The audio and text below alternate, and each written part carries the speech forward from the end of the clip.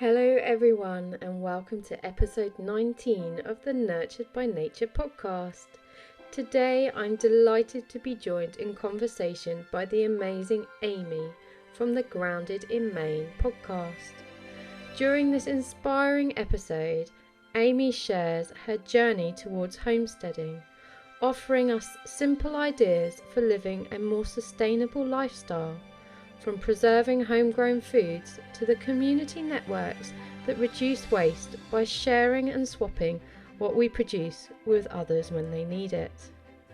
We also took time to explore how podcasting has impacted both our lives and given us the opportunity to connect with some amazing everyday heroes who are making positive changes in the world. By sharing their passion and wisdom with the beautiful communities our podcasts attract, we have been able to spread and inspire more hope for the future of the natural world. Hello and welcome, Amy. It's really lovely to have you joining us today in conversation on this episode of the Nurtured by Nature podcast.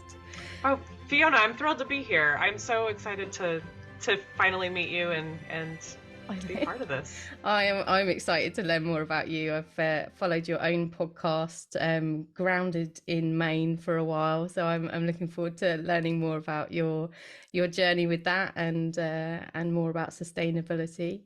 I just tend to kick off just with a nice question about what's your sort of nature story and how nature's been a part of your life, and if you've got any fond memories or ways that it's evolved, just anything that you'd like to share about how nature's been part of your journey so far. Okay. Well, I don't remember much about my childhood, so I can't go back that far.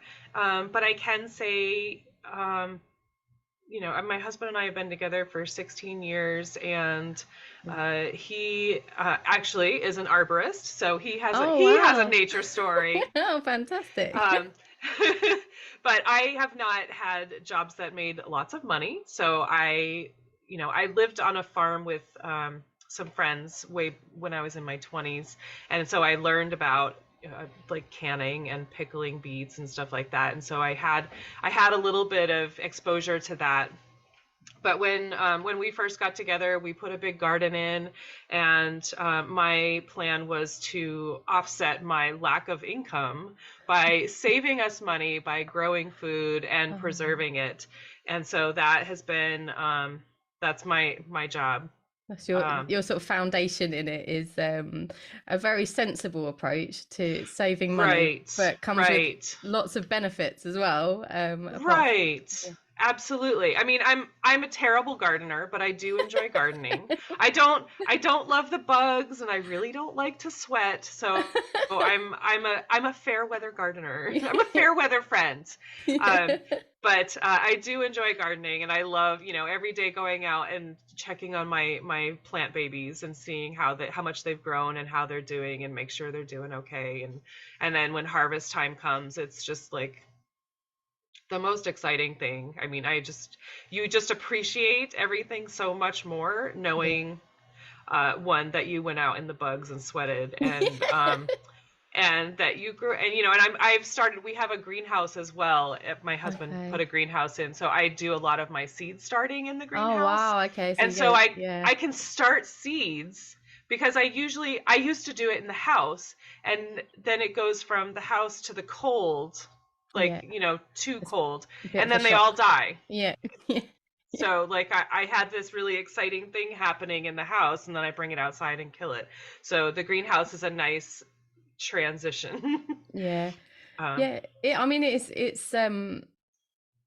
is quite hard. It's not like, you have to take a bit of perseverance and trial and error to grow your own, don't you? I think for a lot of people it's like this lovely ideal, and actually it's quite hard, but it is, like you said, hugely rewarding if you can nurture them all the way through and you can get to harvest point. Absolutely. And I mean, because I have started trying to only use seeds, it's extra satisfying at harvest time, because even when they become seedlings, I'm like, oh my gosh, like this is where I used to buy them at.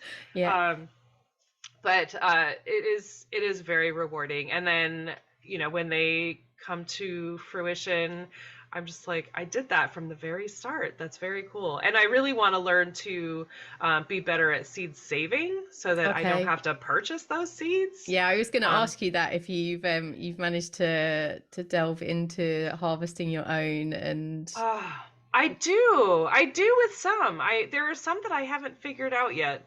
I mean, I'll save like cucumbers, and we don't usually have a squash harvest as much as I love squash, because we have bugs that they just decimate the yeah, squash. okay. So we don't really have squash. I have to buy those seeds every year. But what do I save um, if we have peppers, cucumbers, tomatoes, I'll save all of those. All the ones that I can see the seeds. Yeah. Like I haven't figured out how the lettuce Yeah.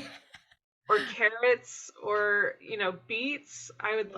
I haven't figured that out. I have to do more work on that, but Yeah, but that's part of the fun, isn't it? It's this like kind of the lifelong discovery. learning, and yeah, there's always, you sort of you take one little step and you get that sorted, and then you're like, oh, now there's another step that I can look into, and Yeah. yeah.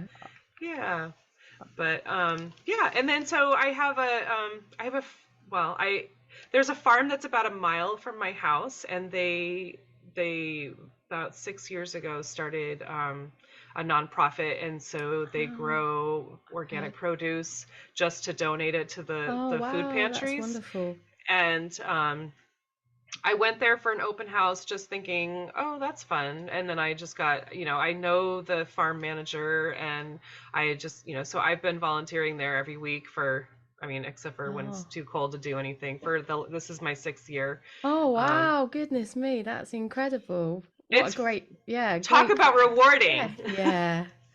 But we've had the same group for the last, 4 or 5 years, and, every Saturday morning where it's like friends hanging out, not even working. And then every year when we get the totals that we've grown and put together, and the number of volunteers has expanded, it's just multiplied. It's Oh, amazing. wow. And the um amount of people that you can help as well. Like, because I mean, I see in this country, food banks are for people who are struggling quite a bit to put food on the table for themselves and their family. right. So it's the same over there. Yeah. So yeah, that's and to grow them lovely, healthy, nutritious food as well is even better. I mean, Right, it's not just the yeah, boxed processed. Yeah.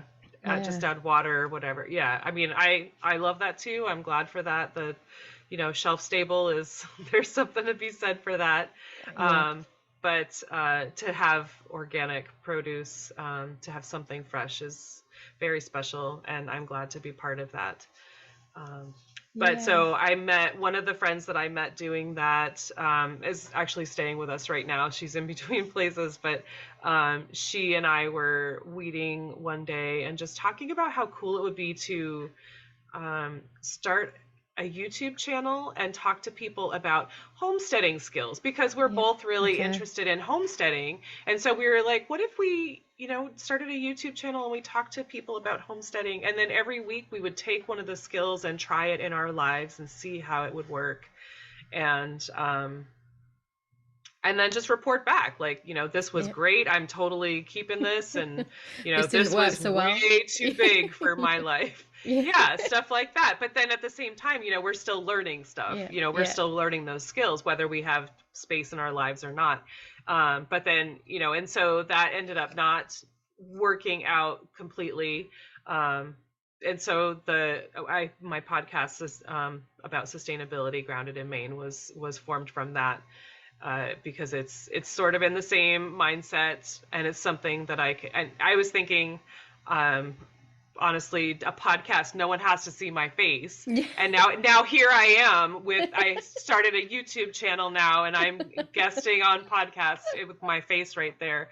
But I Gosh. was like, I could do a podcast and people can just listen to my voice and no one has to see how goofy I am. I Um, not at all. Not at and I'm all. learning about sustainability Yeah. too. Yeah. Yeah. I mean that's similar for me as well. I love the opportunity to meet and talk to just this diverse sect of people from all around the world as well. That's like the other amazing side of it, and just learn from them and their experiences and just hear these amazing stories. And it just it fills me up, like fills my heart up from the fun of, yeah. Absolutely. I Yeah. know. I feel so lucky.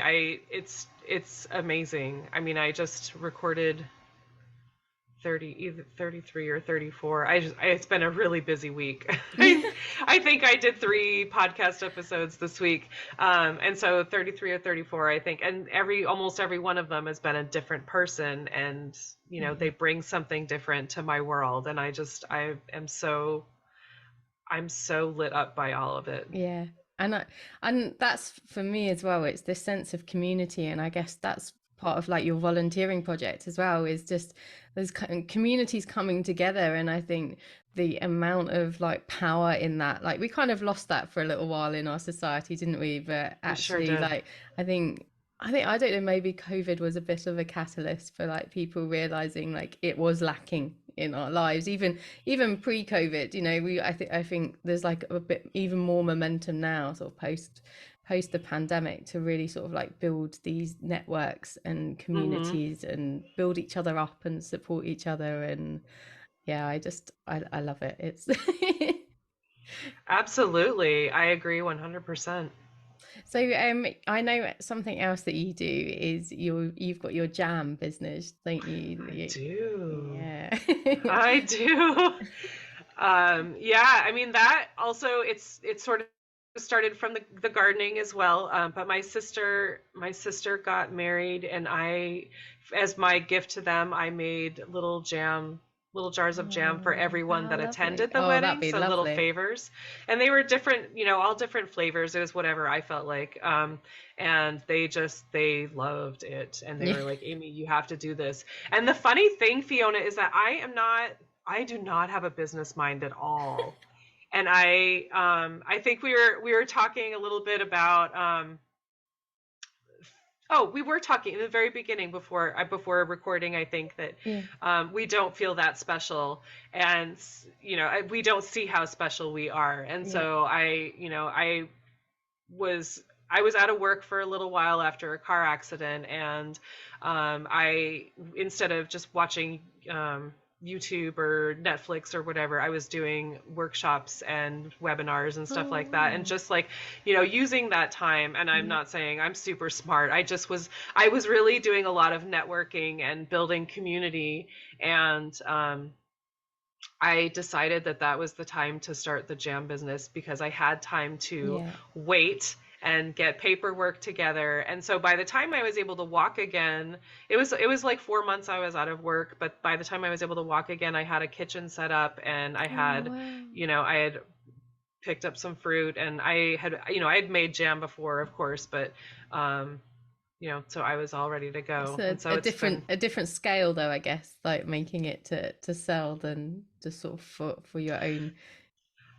It's not really. I mean, it's not, because it's this very small jam business. It's just me. There's only so much one person can do.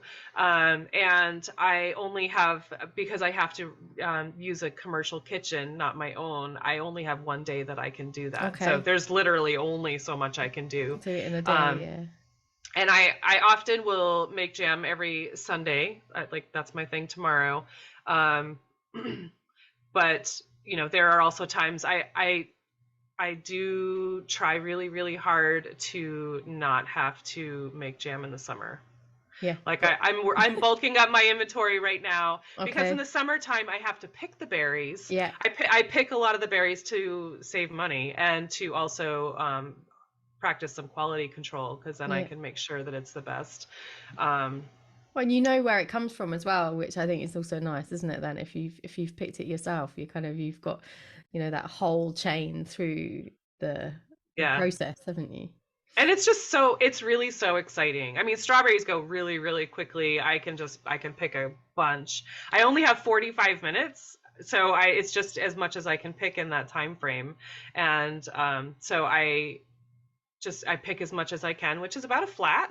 And after work, I wash them and freeze them, and so that's what I do in the summer. But also because I don't like to be hot.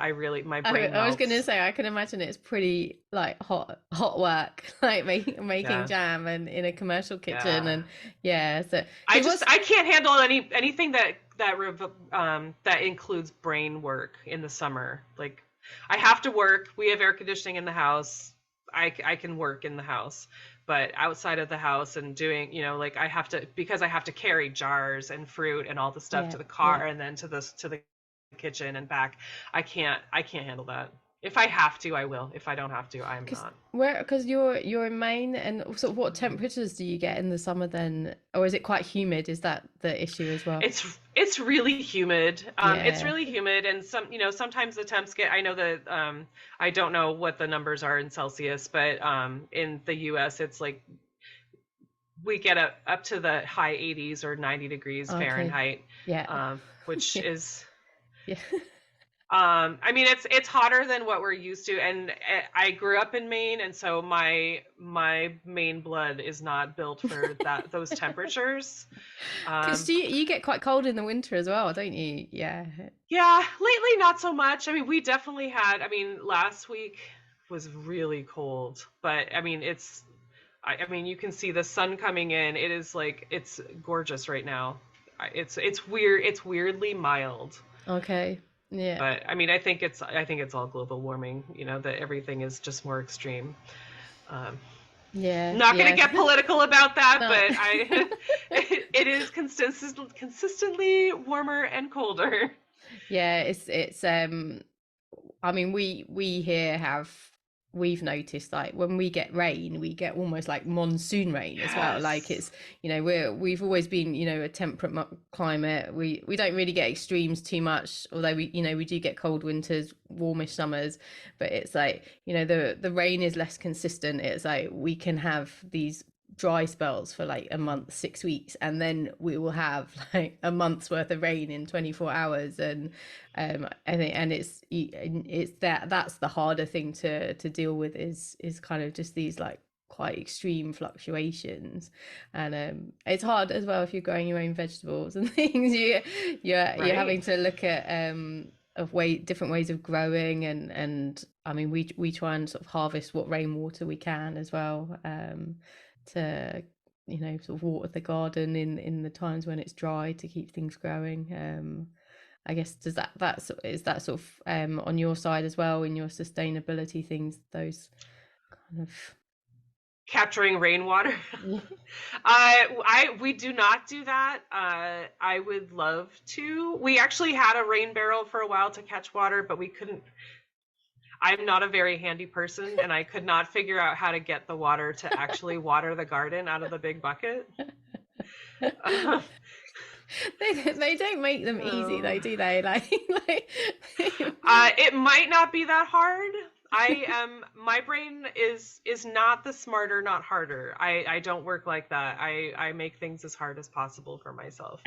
Um, but yeah, but so yeah, jam business. I have a jam business. I sell basically where I make the jam, and I also ship. So I have a website, which was developed by a friend of mine who is amazing, and I Oh pay her in jam. yeah. Oh, even better. The new currency is. I think that's I mean, I guess is that part of like your homesteading and sustainability, is this kind of like these kind of micro community like transactions that aren't necessarily it's not money changing hands, but it's kind of Like like bartering. trading. Yep. Yeah, yeah. I think Yeah, it doesn't happen a lot. I mean, but there are some people that we do that with. I mean, so my husband is an arborist, and if you talk to his dad ever, he would say he has been climbing trees since he could walk, and he would just like climb flagpoles and climb trees all the time. And now he's working with trees, so it's cool that he didn't get tired of it. Yeah. Um, It was obviously in his blood from right? yeah. Yeah, and his grandfather actually worked in like radio towers, so he used to be a Okay. climber too. His dad would never. Yeah. But yeah, so he when he uh like chips up brush, he will offer chips to like he'll bring wood chips to the farm that I volunteer at as a donation, and they'll use them for paths in the gardens, or there's a local farm that provides meats, and they'll put the chips in their barn, and we get credit for meat from them. And then the place where I make my jam is a store and garden, and he'll bring wood chips there, and we get a credit toward produce. So I mean, Brilliant. it's pretty sweet. Yeah. Um, No, it's fun. It's fantastic. I think it's really it's nice to do that. There's a different sort of energetic feel to those kind of transactions, isn't there? And Absolutely. yeah. And really just community, like we're helping each other out. It's pretty great. My grand scheme for this podcast really is to build my community, and I've met some pretty amazing people that I want on my team.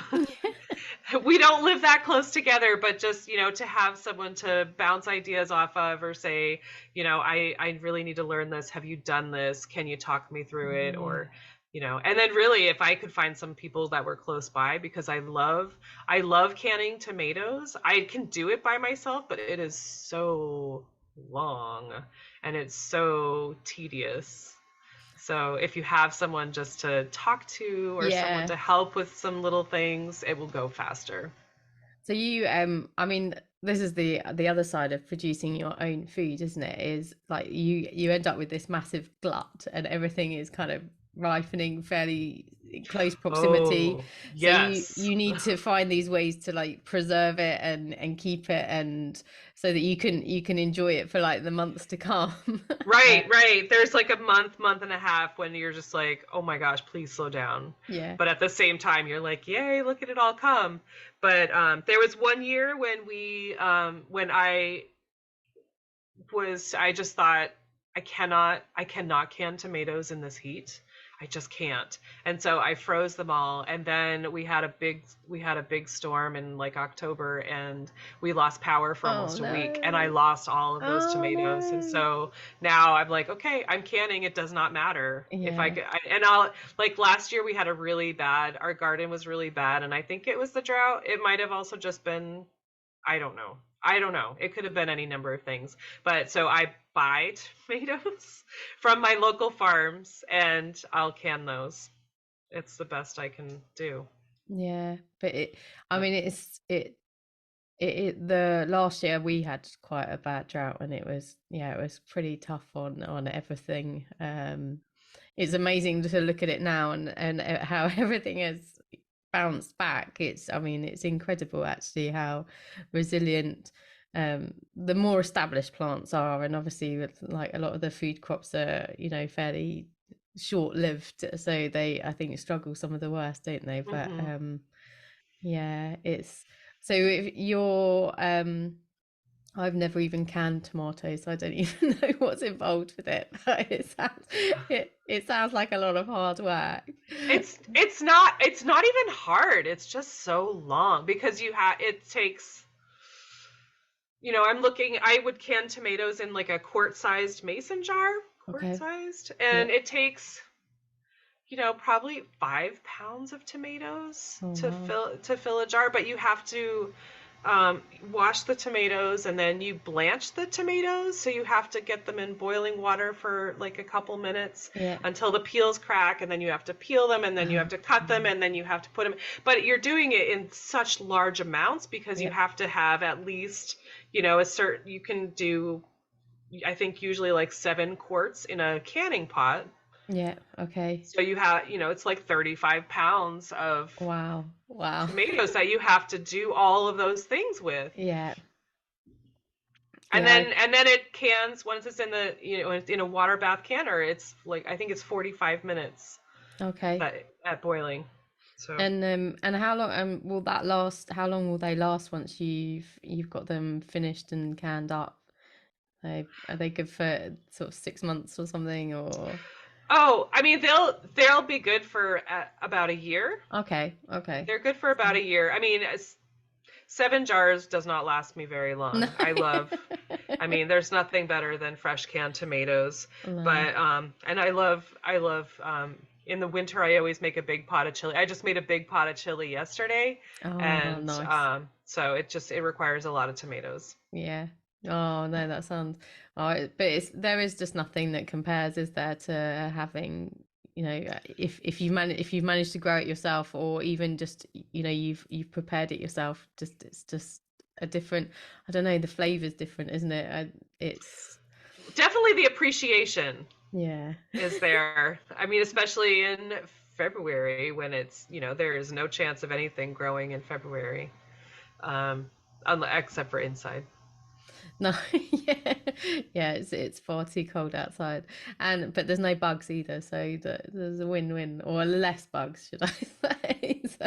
That is absolutely. I know. When it was like 14 below zero Fahrenheit. I think it was last week, and somebody had posted this silly meme that said, "There's a 0% chance of mosquitoes right now."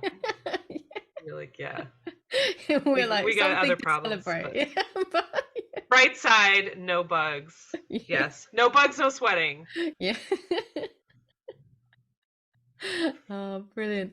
And I mean, on your podcast, you touched a little bit on some of the amazing people that you've met. And are there any people that you I don't know, just really like stand out to you as just great? Sure. Oh gosh, so many. I mean, I I in the beginning I started with friends because I have this habit of surrounding myself with super smart, talented people. Like I think it That's a good and habit this to have, I it just think. like it makes me feel smarter just by being around them. But I have super smart, talented friends, and I just want to showcase, and I also didn't know a lot of people in the beginning, but so, I have a couple of friends who are herbalists. My physical therapist is a forager, Oh wow, and cool. um, I'm trying to think of who else. Oh, I have a friend who does beach cleanups, Oh, okay, and yeah, lovely. Yeah. so beach cleanups, and she also has these connections. So she also has a connection with lobster people, and there is a lot of controversy around lobster rope, Okay. getting whales caught up and Oh whales wow. dying, and so Yeah. there are new rules, and the lobstermen have to, the lobster people have to change their ropes more often, which creates a ton of waste. Just changing your ropes, and then you have all this rope that is no good. And so she has hooked up with artists, like sculpturers, that will use lobster rope, and Oh that's wow. really cool. Oh, that's amazing. Yeah, because I mean, this is the thing, isn't it? Is it's like, you're doing one thing on one hand, which is like you're helping the Yes, whales, but then yes, it's like, oh, on the other hand, creating, you're now creating all of this waste, and yes. how can we use that? And yeah, so that sounds amazing. So That's finding a use for all of that rope, yes. yeah. So that was a really interesting conversation.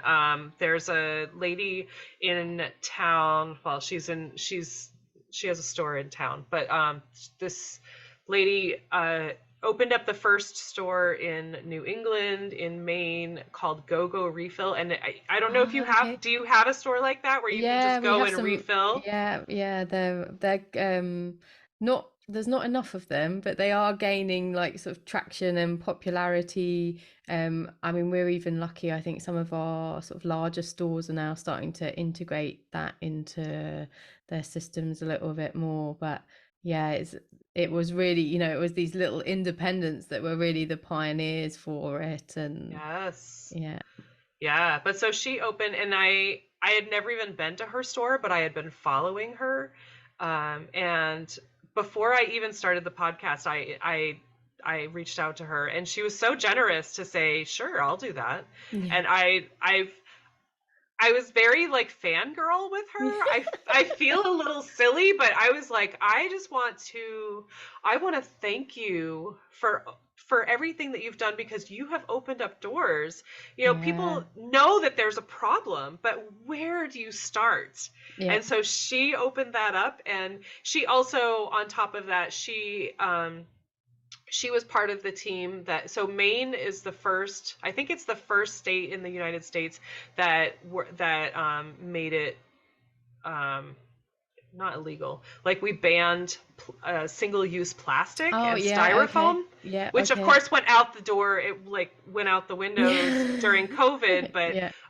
but we were the first state to ban single-use plastic, and she had a lot to do with that. She was writing letters to the state Oh, representatives, and wow. she was instrumental in that, and Yeah. It's I just love her for that. I mean, that's one of the things I love about podcasting, and I just love finding these, like, and they're just, when you meet them, or even if it's virtually, they're just these humble, down to earth people. They could just be just like you and me, and actually they just remind me like how much power an individual can have to create these like changes and these movements. And like you said, sometimes like people know there's a problem, like we know there's a problem with the plastics, but we're like, what do we do? And that you just need this one person who says, well, hang on a minute, come along with me, and we can try Right? doing this. And they make, Yeah. yeah, they just can make so much difference, can't they? And I mean, that's quite an achievement to help get them completely banned in on a state level. Right. Yeah. I mean, it's true. Like, I mean, we know there's a problem with plastic, but there's so much plastic available, and how do you actually avoid the plastic? You know, someone needs to open that door, and it's just amazing, and it's such a cool store. She actually opened one in my town, Oh, wow, even better. this past fall, which is, I'm going there this morning. Uh, but and then as I've been going with the podcast, like, I've met these incredible people, and I credit Instagram because it's so easy to just follow someone and comment on them, and then they'll notice you when you Yeah. do that, and you don't have to be friends Yeah. to follow someone and say, I love what you're doing. Yeah. um, but so I met this lady, well, through a Facebook page actually, but Tara Osman created an app to locate local produce and other goods. Oh, So, wow. you know, Yeah. she started this because she's a stay-at-home mom, and she and her kids were growing a little garden, and so she's very passionate about that. And especially with the single moms or stay-at-home moms, like people that are just growing a little extra to make a little money, but people don't know where those are. Yeah. So this Yeah. they can post for free that they have extra, or that they're selling eggs or whatever, and people will find them, because there are little farm stands everywhere, but you don't know where they are if you don't have Yeah. that I mean, option. it reminds me of like my childhood. I mean, I'm not that old. I'm just about to turn 40, but I feel quite old sometimes. But like I remember going on like holidays in Wales in the UK, and I have this amazing memory of this, like she was actually an Italian lady, and she had quite a small garden, but she just grew all of these vegetables. And like again, it was like this local network. I think we'd heard from the people we were staying with, or perhaps someone like at a pub that we'd been to for lunch or something, and they said, oh, you have to go and visit her. And it was it was all sort of like just cash, and in her, you'd go in with her to her garden, and she'd just pick the stuff fresh. And it was, yeah. But I mean, like even now, like 30 odd years later, I can I can remember like this awe as a child of this What a amazing great lady. experience to see Yeah. it. It's one thing to, go to a farm stand and pick the bag up or whatever and be like, this is homegrown. That's so great. But to see it on the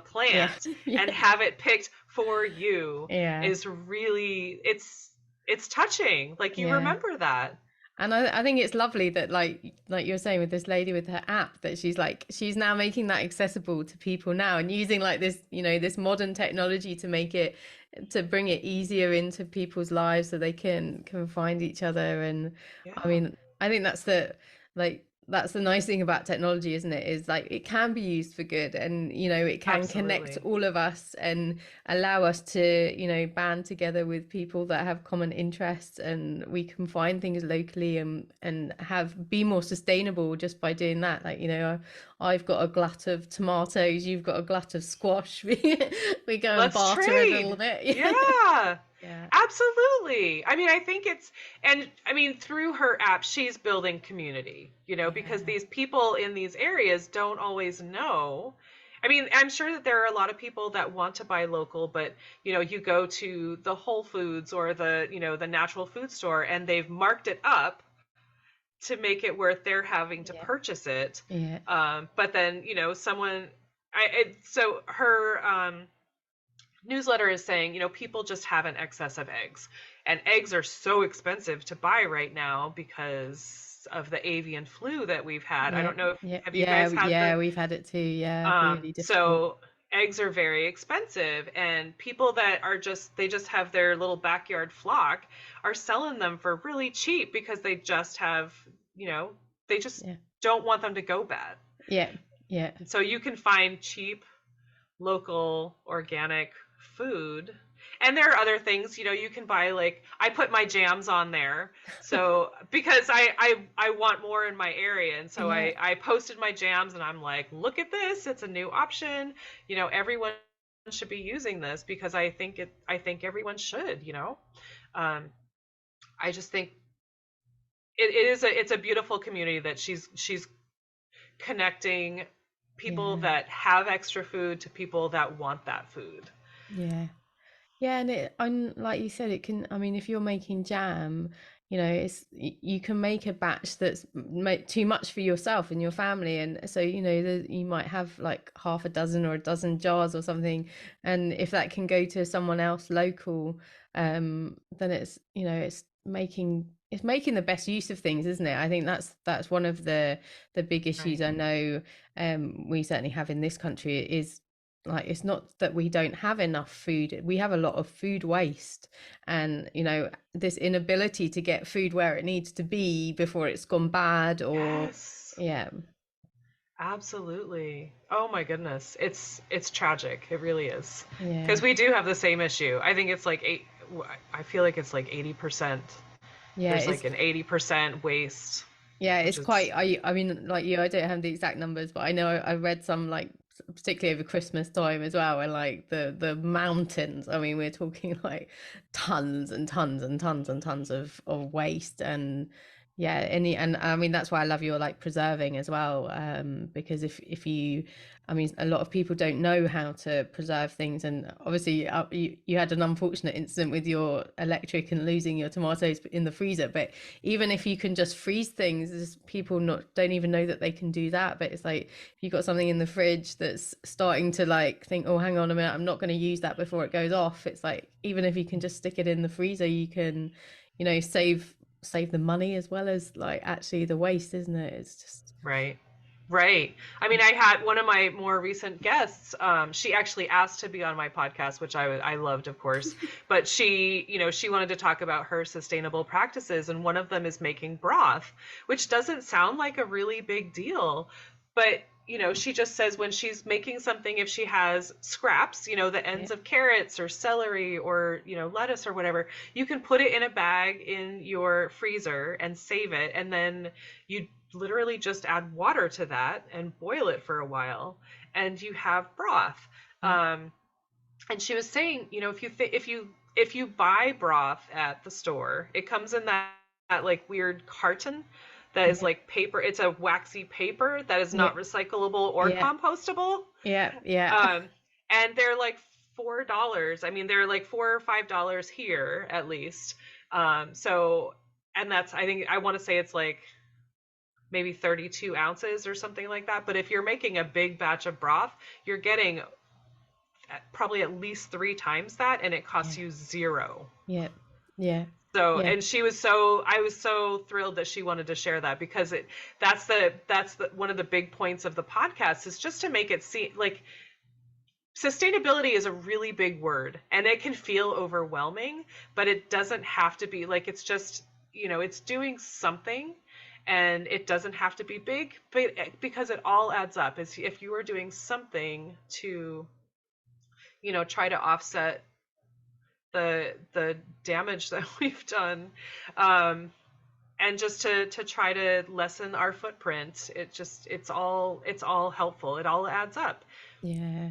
I mean, that's part of what I love about your story as well, is like there's so many examples in your own life of that other people can take on board. I mean, obviously you've got the space and the ability, you're growing your own food, but actually you volunteer at a farm where you're growing food that is helping people who are struggling to feed themselves, and you don't need any land to do that, do you? I mean, you don't even need expertise. If you can find a project like that locally, you're Right. just, you're just giving your manpower basically, and you're able to help people and the land as well. It's just, there's so many facets to it, isn't there?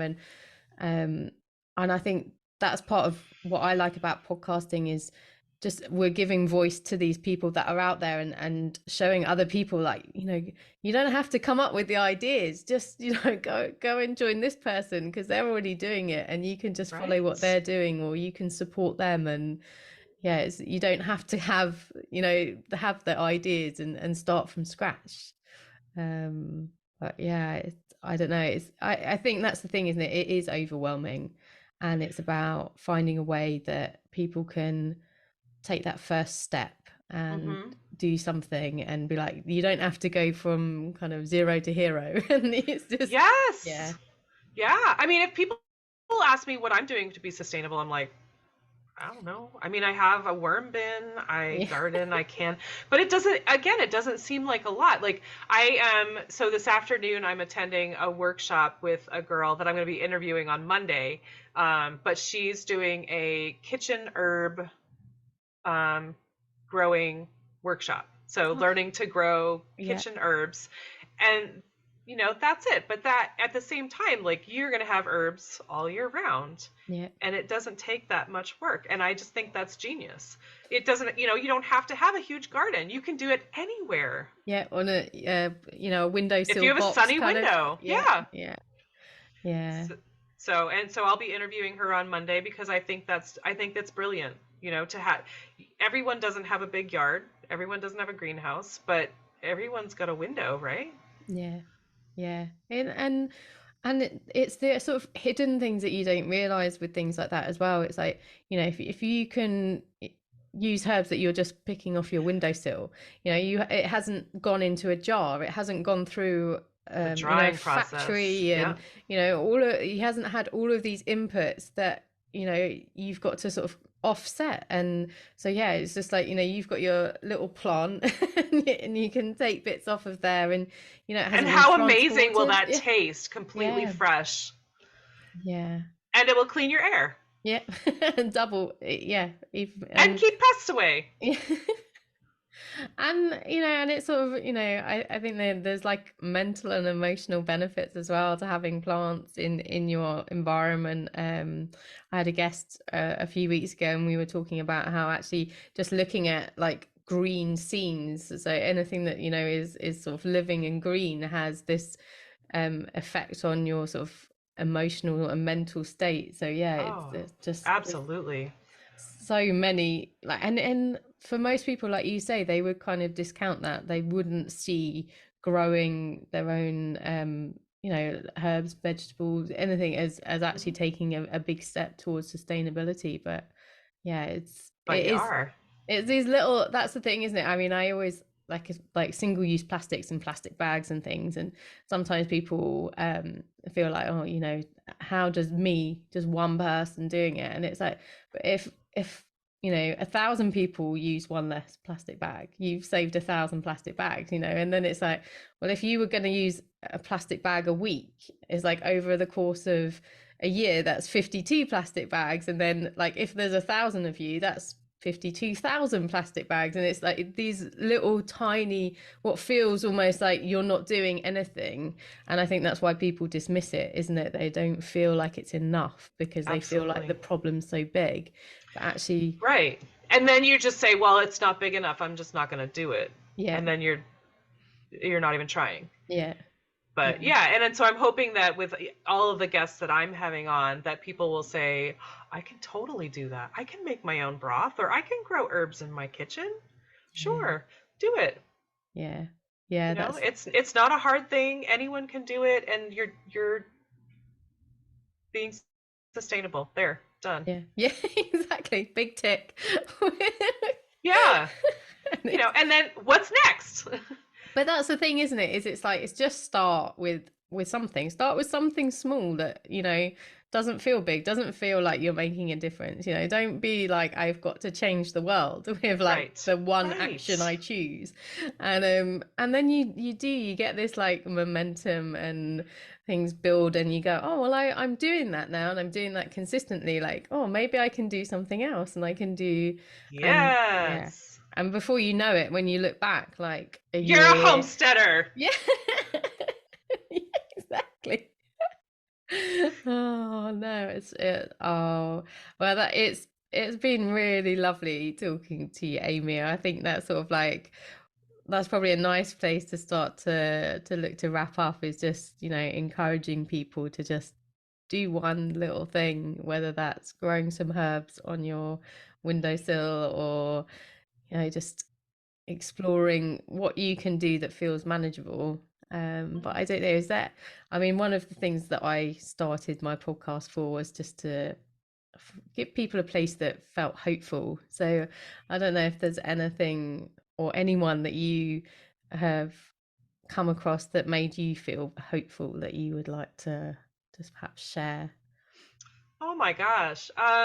So many, but really, Fiona, like, just I love the idea of your podcast. I love that you just want to talk about nature. And like you were saying with the guest that you had a few weeks ago with the green, the green screens and green, Space, yeah. Yes. Like, that is just, it really is hopeful. When you see green, the first grass in the spring, you're like, oh my goodness. Oh my goodness, things are growing. It's so wonderful. Yeah. And it's so true. I mean, nature is magical. The outdoors is magical, and we just need to it's amazing just to be able to appreciate it. I mean, the fact that we can see that. I want to recognize you. Because I think it's wonderful, and I love that you're talking to. And I love that your podcast is so open. Like, let's just talk about nature in whatever way works for you. Yeah.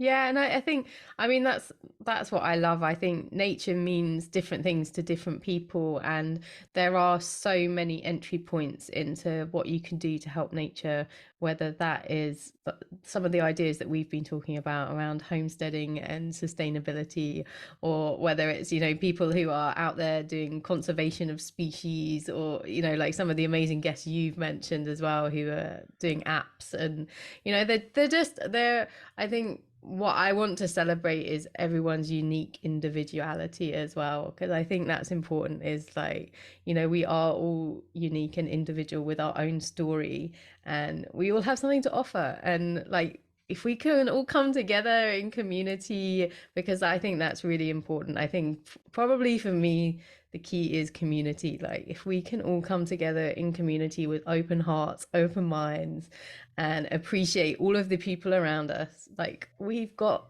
so many ideas and answers and ways forward. And yeah, it's just, for me, that's exciting. And I think I just love giving voice to other people and sharing. Same. Yeah, making it feel achievable and possible, and not, taking a bit of the overwhelm out of it. And I love people like you who are just like, just just grow some herbs. It's like as simple as that. Just start with. Oh, I'm learning. I don't grow them very well, so I'm taking the workshop. But I agree with you 100% about community. I think if you look around at the people near you and the people that you know, like everyone has different talents, and if we all worked together instead of like competing, like I can do, and I say this a million times on my podcast, like homesteaders sometimes can be exclusive. And just, some people have the mindset like, I don't need anyone. Like homesteading means I'm independent, I can do it all. Yeah. But for me, and for a lot of the people that I've talked to, community is so important because like I said, I can can tomatoes. I just don't like it. Like it's so much more fun with someone else there. And so, just to have someone to hang out with, or someone to weed your garden with you, or, to share. I mean, my friend who's staying with us right now, she's going to teach me how to make sourdough bread, and I'm very excited about that. Oh, lovely. So like, we're teaching each other different things. And if we all did that, what a beautiful place it would be. Yeah, it would. And I think that's the lovely place to end on. It's just this beautiful vision of a world where we cherish each other and we cherish the natural world, and we all just come together and fulfill our place and our part in it, and appreciate everything that's around us, and work for the greater good of everyone and our environment. Yeah, absolutely. Mic drop right there, Fiona. Yeah.